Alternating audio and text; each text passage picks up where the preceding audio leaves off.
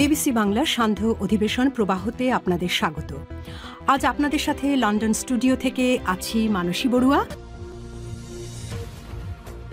বাংলাদেশের সর্বশেষ গুরুত্বপূর্ণ আপডেট সংবাদে আপনাকে স্বাগত। শুরুতেই সংবাদ শিরোনাম, পরে বিস্তারিত। প্রথমেই জানাবো আমাদের হাতে থাকা সর্বশেষ গুরুত্বপূর্ণ সবথেকে তাজা আপডেট সংবাদ। বিডিআর হত্যাকাণ্ডে দলগতভাবে জড়িত আওয়ামী লীগ মূল সমন্বয়কারী আওয়ামী লীগের ফজলে নূর তাপস বলছে তদন্ত কমিশন। প্রধান উপদেষ্টা অধ্যাপক ড ইউনূসের কাছে তদন্ত প্রতিবেদন জমা দিয়েছে বিডিআর হত্যাকাণ্ডে নামে সংগঠিত বর্বরতম হত্যাযজ্ঞের বিষয়ে তদন্ত কমিশন। আজ কমিশনের প্রধান অবসরপ্রাপ্ত মেজর জেনারেল আলম ফজলুর রহমানের নেতৃত্বে কমিশনের সদস্যরা রাষ্ট্রীয় অতিথি ভবন যমুনায় প্রধান উপদেষ্টার কাছে এই প্রতিবেদন জমা দিয়েছেন। সেখানে জানা গেছে, এই হত্যাকাণ্ডের পরিকল্পনার পেছনে প্রধান সমন্বয়কের ভূমিকা পালন করেছিলেন তৎকালীন আওয়ামী লীগের সংসদ সদস্য শেখ ফজলে নূর তাপস। এছাড়া হত্যাকাণ্ডের ঘটনায় জড়িতদের রক্ষা করতে আওয়ামী লীগ সরাসরি ভূমিকা রেখেছিল। এ বিষয়ে গুরুত্বপূর্ণ সংবাদ জানাবো, সঙ্গেই থাকুন। এরপর জানাবো প্লট বরাদ্দে জালিয়াতি, শেখ হাসিনা শেখ রেহানা টিলিপ সহ 17 জনের রায় আজ। ক্ষমতাচ্যুত সাবেক প্রধানমন্ত্রী শেখ হাসিনা, তার বোন শেখ রেহানা, টিউলিপ সিদ্দিকী সহ 17 জনের বিরুদ্ধে রাজধানীর পূর্বাচল নতুন শহর প্রকল্পে 10 কাঠা সরকারি প্লট অবৈধভাবে বরাদ্দ নেয়ার অভিযোগ করে দুদকের মামলার রায় ঘোষণা করা হবে আজ। এদিকে সুপ্রিম কোর্ট সচিবালয় অধ্যাদেশ জারি, পুরোপুরি আলাদা হলেও বিচার বিভাগের পূর্ণ স্বাধীনতা নিশ্চিত করার লক্ষ্যে সুপ্রিম কোর্ট সচিবালয় অধ্যাদেশ 2025 জারি করা হয়েছে। এর মাধ্যমে নির্বাহী বিভাগ থেকে পুরোপুরি পৃথক হল বিচার বিভাগ। আজ আইন বিচার ও সংসদ বিষয়ক মন্ত্রণালয় থেকে এই অধ্যাদেশ জারি করা হয়েছে। জানাবো ইতি বেগমের জীবনের ইতি ঘটল বস্তাবন্দি লাশ হয়ে। গোপালগঞ্জের মুকসিদপুর উপজেলার গোবিন্দপুর ইউনিয়নের লতিফপুর গ্রাম থেকে ইতি বেগম 21 নামের এক গৃহবধূর বস্তাবন্দি লাশ উদ্ধার করেছে পুলিশ। নিহত ইতি 4 মাসের অন্তঃসত্ত্বা ছিলেন বলে জানায় স্বজনরা। স্থানীয় এবং পুলিশ সূত্র থেকে জানা গেছে, প্রায় 3 বছর আগে লতিফপুর গ্রামে লায়েক শেখের ছেলে রাসেল শেখের সাথে জামালপুর 4 জেলার সরিষাবাড়ি থানার দৌলতপুর গ্রামের ইদ্রিস আলী মেয়ের ইতি বেগমের বিয়ে হয়। এরপর থেকে স্বামী স্ত্রীর মধ্যে ঝগড়া বিবাদ লেগেই আছে।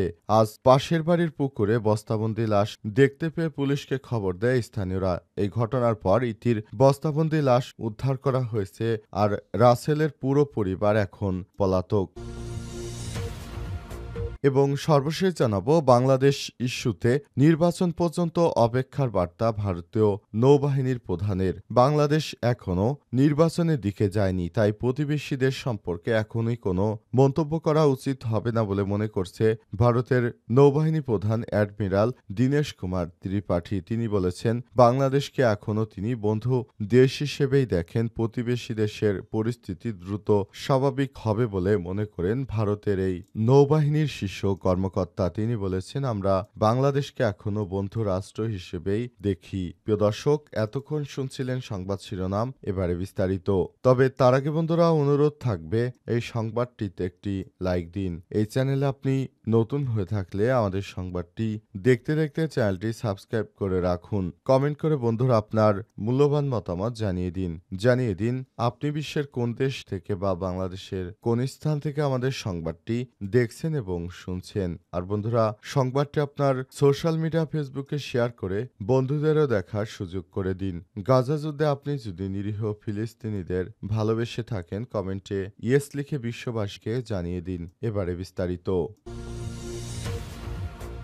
বিডিআর হত্যাকাণ্ডে দলগতভাবে জড়িত আওয়ামী লীগ মূল সমন্বয়কারী হচ্ছে তাপস, তদন্ত কমিশনের প্রতিবেদন। প্রধান উপদেষ্টা অধ্যাপক ড ইউনূসের কাছে তদন্ত প্রতিবেদন জমা দিয়েছে বিডিআর বিদ্রোহের নামে সংগঠিত বর্বরতম হত্যাযজ্ঞের বিষয়ে তদন্তে গঠিত স্বাধীন তদন্ত কমিশন। আজ কমিশনের প্রধান অবসরপ্রাপ্ত মেজর জেনারেল আলম ফজলুর রহমানের নেতৃত্বে কমিশনের সদস্যরা রাষ্ট্রীয় অতিথি ভবন যমুনায় প্রধান উপদেষ্টার কাছে প্রতিবেদন জমা দেন। কমিশনের তদন্ত প্রতিবেদনে উঠে এসেছে এই হত্যাকাণ্ডে পরিকল্পিত এবং এর পেছনে প্রধান সমন্বয়কের ভূমিকা পালন করেছিলেন তৎকালীন সংসদ সদস্য শেখ ফজলে নূর তাপস। এছাড়াও হত্যাকাণ্ডের ঘটনায় জড়িতদের রক্ষা করতে আওয়ামী লীগ সরাসরি ভূমিকা রেখেছে।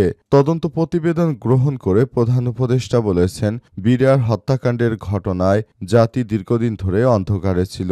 আপনারা সত্য উদ্ঘাটনে যে ভূমিকা রেখেছেন জাতি তা স্মরণে রাখবে।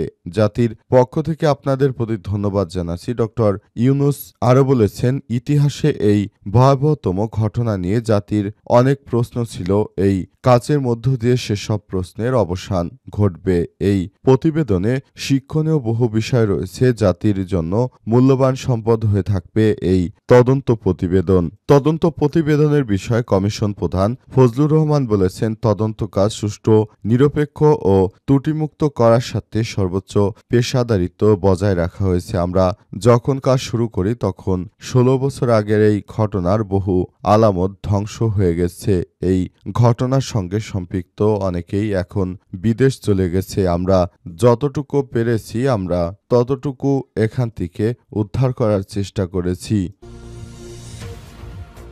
প্লট বরাদ্দে জালিয়াতি, শেখ হাসিনা শেখ রেহানা টিউলিপ শো ১৭ জনের রায় আজ। ক্ষমতাচ্যুত সাবেক প্রধানমন্ত্রী শেখ হাসিনা, তার বোন শেখ রেহানা, টিউলিপ সিদ্দিকী সহ ১৭ জনের বিরুদ্ধে রাজধানীর পূর্বাঞ্চলে নতুন শহর প্রকল্পে ১০ কাঠা সরকারি প্লট অবৈধভাবে বরাদ্দ নেয়ার অভিযোগে দুদকের মামলা রায় ঘোষণা হবে আজ। ঢাকার বিশেষ জজ আদালত ৪-এর বিচারক মোহাম্মদ রবিউল আলমের আদালত এই রায় ঘোষণা করবেন। রাষ্ট্র এবং আসামি পক্ষের যুক্তি উপস্থাপন শেষে গত ২৫শে নভেম্বর এই দিন ধার্য করে একই আদালত। মামলার অভিযোগ সূত্র থেকে জানা গেছে, ক্ষমতার অপব্যবহার, অনিয়ম এর মাধ্যমে পূর্বাঞ্চলের নতুন শহর প্রকল্পে ১০ কাঠা প্লট বরাদ্দ নেয়ার অভিযোগে গত ১৩ জানুয়ারি দুদকের উপপরিচালক সালাউদ্দিন মামলা দায়ের করেছেন। মামলায় শেখ হাসিনা, শেখ রেহানা, টিউলিপ সিদ্দিক, রিজওয়ানা সিদ্দিক, শেখ হাসিনা সহ মোট ১৫ জনকে আসামি করা হয়। পরে তদন্ত শেষে ১০ই মার্চ আরও ২ জনকে অভিযুক্ত করে মোট ১৭ জনের বিরুদ্ধে চার্জশিট দাখিল করেছে দুদকের সহকারী পরিচালক আফনান জান্নাত কেয়া। মামলার অন্যান্য আসামিরা হলেন জাতীয় গৃহায়ন এবং গণপূর্ত মন্ত্রণালয়ের প্রশাসনিক কর্মকর্তা মোহাম্মদ সাইফুল ইসলাম সরকার, সিনিয়র সহকারী সচিব পূরবী গোলদার, অতিরিক্ত সচিব অলিউল্লাহ, সচিব কাজী ওয়াইস উদ্দিন, রাজুকের সাবেক চেয়ারম্যান PA মোহাম্মদ আনিসুর রহমান মিয়া সহ আরও অনেকেই। এর মধ্যে গণপূর্ত মন্ত্রণালয়ের উপদেষ্টাদেরকে আটক করা হয়েছে। সুপ্রিম কোর্ট সচিবালয়ের অধ্যাদেশ জারি, পুরোপুরি আলাদা হল বিচার বিভাগ। বিচার বিভাগের পূর্ণ স্বাধীনতা নিশ্চিত করার লক্ষ্যে সুপ্রিম কোর্ট সচিবালয় অধ্যাদেশ ২০২৫ জারি করা হয়েছে। এর মাধ্যমে নির্বাহী বিভাগ থেকে পুরোপুরি পৃথক করা হল বিচার বিভাগ। আজ আইন বিচার ও সংসদ বিষয়ক মন্ত্রণালয় থেকে এই অধ্যাদেশ জারি করা হয়েছে। এর আগে গত ২০শে নভেম্বর সুপ্রিম কোর্ট সচিবালয় অধ্যাদেশ ২০২৫-এর চূড়ান্ত অনুমোদন দেয়। উপদেষ্টা পরিষদ প্রধান উপদেষ্টা অধ্যাপক ডক্টর ইউনূসের সভাপতিত্বে অনুষ্ঠিত উপদেষ্টা পরিষদের বৈঠকে এই অনুমোদন দেয়া হয়। বৈঠক শেষে ঢাকার ফরেন সার্ভিস একাডেমিতে সংবাদ সম্মেলনে আইন উপদেষ্টা আসিফ নজরুল বলেছেন, অধ্যাদেশ জারির মধ্য দিয়ে বাংলাদেশের মানুষের গত ২০ থেকে ৩০ বছরের আকাঙ্ক্ষা পূরণ করা হবে। আজকে আমরা মাজদার হোসেন মামলা রায় সম্পূর্ণ বাস্তবায়ন করে বিচার বিভাগের স্বাধীনতা পরিপূর্ণভাবে প্রতিষ্ঠার শেষ ধাপ সম্পূর্ণ করলাম। ১৯৯৫ সালে BCS বিচার অ্যাসোসিয়েশনের মহাসচিব মাজদার হোসেন এবং তার সহকর্মীরা বিচার বিভাগকে নির্বাহী বিভাগের প্রভাব থেকে মুক্ত করার দাবিতে এই মামলা করেন। ১৯৯৯ সালে সুপ্রিম কোর্টের আপিল বিভাগ স্বাধীন বিচার বিভাগ প্রতিষ্ঠার চূড়ান্ত রায় দেয়। সেই রায়ের ২৬ বছর পর বিচার বিভাগের জন্য আলাদা সচিবালয় করার পদক্ষেপ সরকার অনুমোদন দিয়েছে। এই অনুমোদন দেওয়ার পরই এখন আসলে সবকিছু সেভাবেই চলছে। ইতি বেগমের ইতিহাস ঘটল বস্তাবন্দি লাশ হয়ে। গোপালগঞ্জের মকসিদপুর উপজেলার গোবিন্দপুর ইউনিয়নের লতিপুর গ্রাম থেকে ইতি বেগম ২১ নামের এক গৃহবধূর বস্তাবন্দি লাশ উদ্ধার করেছে পুলিশ। ইতি ৪ মাসের অন্তঃসত্ত্বা ছিলেন বলে জানিয়েছে স্বজনরা। পুলিশ ও স্থানীয়রা জানিয়েছে, প্রায় ৩ বছর আগে লতিপুর গ্রামের লায়েক শেখের ছেলে রাসেল শেখের সঙ্গে জামালপুর জেলার সরিষাবাড়ি থানার দৌলতপুর গ্রামের ইদ্রিস আলীর মেয়ে ইতি বেগমের বিয়ে হয়। এরপর থেকে স্বামী স্ত্রীর মধ্যে ঝগড়া লেগেই থাকত। রোববার ৩০শে নভেম্বর সন্ধ্যায় বাড়ির পাশের পুকুরে বস্তাবন্দি লাশ দেখতে পেয়ে পুলিশকে খবর দেয় স্থানীয়রা। পরে পুলিশ ঘটনাস্থল থেকে তার লাশ উদ্ধার করে গোপালগঞ্জ ২৫০ শয্যা বিশিষ্ট জেনারেল হাসপাতালের মর্গে পাঠায়। ঘটনায় রাসেলের পরিবার এখন গা ঢাকা দিয়েছে। মকসিদপুর থানার ভারপ্রাপ্ত কর্মকর্তা ওসি মোস্তফা কামাল জানিয়েছেন, গৃহবধূর বাড়ির পাশে একটি পুকুর থেকে বস্তাবন্দি লাশ উদ্ধার করেছে। এখন পর্যন্ত কাউকে গ্রেপ্তার দেখানো হয়নি। অধিকতর তদন্তের স্বার্থে বিস্তারিত পরে জানানো হবে। লাশ ময়নাতদন্তের জন্য গোপালগঞ্জে ২৫০ শয্যা বিশিষ্ট জেনারেল হাসপাতালে পাঠানো হয়েছে বলে জানান পুলিশের ওই কর্মকর্তা।